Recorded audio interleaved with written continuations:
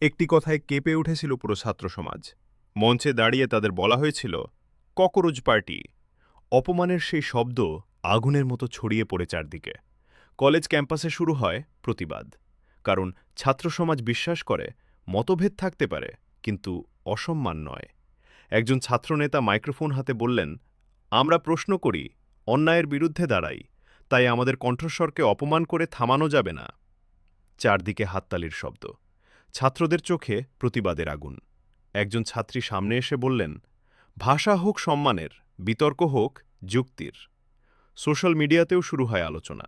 মানুষ বলতে থাকে, সমালোচনা করা যায়, কিন্তু অপমান নয়। শেষে পুরো মাঠ একসাথে স্লোগান দেয়, সম্মান চাই, ন্যায় চাই, ছাত্র সমাজের কণ্ঠস্বর থামানো যাবে না।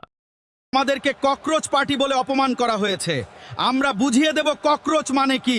সবাই একসাথে এই দলে যোগ দিন। আমাদের বলা হয়েছে, তোমরা এটে থালা চাটো।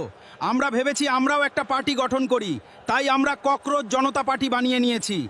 তোমরাও কি এই দলে যোগ দিতে চান? তাহলে ভিডিওটা ফলো করো, কারণ ফলো করলে এই রকম ধরনের ভিডিও তোমার কাছে চলে আসবে। मेरे प्यारे भारतवासियों, मैं आपको संविधान का वचन देता हूं। संविधान हमारा भविष्य है।